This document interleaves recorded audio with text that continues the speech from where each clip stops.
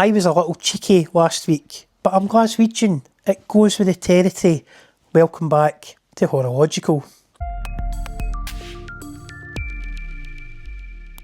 I posted a link to my Seiko Arnie video on the Club Erebus Facebook page. It could have got deleted, but here's the interesting part. Jody from Just One More Watch, the co-owner of Erebus Watches, along with Stephen Parker, actually liked the post. They both did, and Jody owns the same Tropical Lagoon Arnie that I have, so I knew there was a shared synergy there. Then something unexpected happened. A mutual subscriber reached out and said, "Mate, we appear to live quite close to each other. Do you want to borrow my Erebus Titan, my brand new Erebus Titan that just arrived that day, to review on your YouTube channel?" What do you say to that? Of course I would love to review your brand new Erebus Titan for my YouTube channel. So I jumped in the car, I drove through Storm Bram, Scotland winter, of course we were having a storm, and we headed to the Higgity Piggity Tea Room in Lanarkshire. A brilliant agri-tourism cafe, by the way. Fantastic food, fantastic service, big props to the staff and the chef. And sitting on the table was the Erebus Titan. The first thing that hit me was the packaging. Years and years of Jody opening AliExpress Pelican cases has clearly done something to him psychologically, because this packaging, it's next level. A leatherette zip case with elasticated safe line storage for 2 watches, a filled out warranty card. Who even knew this was a thing? A filled out warranty card? A bracelet sizing tool appropriate for the actual bracelet supplied. Again, imagine that. And a branded polishing cloth. Before I even seen the watch, I thought, right, somebody has thought about this. Then the bracelet. Oh, Erebus call it the super engineered bracelet. They're not joking. The articulation is extremely consistent across all the links. It exudes quality immediately. The clasp has a very positive click, snap, shut. And here comes the first small negative though. It's a double push deployment, but not a double security fold over clasp. That's slightly odd on a 500 metre dive watch with a helium escape valve, but we'll come back to that. This watch has an automatic case integrated helium escape valve. For anyone new to the concept, helium molecules are tiny.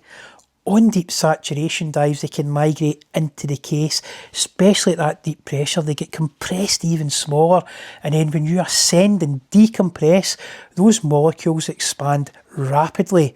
If they can't escape, they'll try to exit the watch by any way possible. They can pop the crystal, they can even damage the movement from the inside, putting pressure on the rotor and bending it into the actual working parts of the movement. The automatic helium escape valve, it prevents all of that by venting internal pressure the moment it exceeds a calibrated threshold.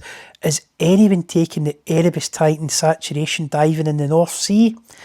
Probably not, but it's really cool to have in any watch. You've got to agree with that, and it's properly done. This is implemented well in this watch. In Glasgow, the name Titan, that refers to a giant preserved cantilever crane on the River Clyde, a symbol of industry, engineering and built from Girder's philosophy. This watch absolutely leans into that heritage because the Titan weighs, you're not going to believe this, 225 grams as supplied. But, and this is really important here, the bracelet and clasp counterbalance the head of the watch perfectly, so the weight feels quality, not unmanageable. I guarantee prototype iterations were brutal on this watch, but the final finished product, it's well balanced and completely intentional. You can tell immediately that this is not Erebus's first release. This is a product of multiple design cycles and hard-learned lessons. Here in the UK, fully landed, this watch comes in at just over £500. That's a joke. but in the best possible way. I've handled lots and lots of dive watches over the years. Within seconds, this stood out as something very different, not a homage, not derivative, but a watch with a clear design intention and engineering philosophy well implemented. There are negatives. The Clasp really should have a secondary safety lock for a 500 metre tool watch diver. You know, everything else is subjective though. If you like light watches, this is definitely not going to be for you. If you want a generic vanilla diver watch, there's plenty out there. This is not that.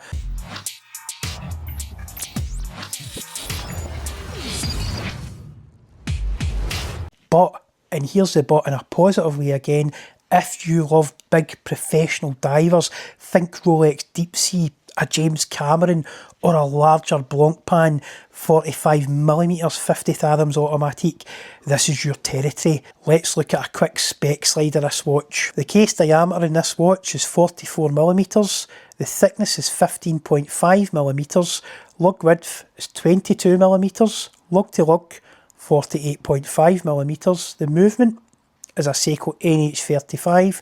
Power reserve will be round about 41 hours. The lume is BGW9 Super Luminova. The crystal is a double domed sapphire with clear AR coating on the inside. The water resistance is 500 metres and the weight as supplied on this bracelet is 225 grams.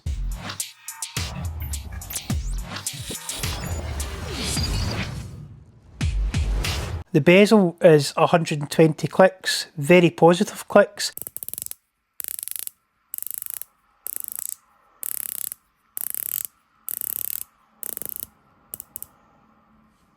A tiny little bit of backplay at the mid-click point, but much less than my Seamaster 300M Professional and less than that 2025 Planet Ocean watch that I recently handled. The alignment on the watch is excellent.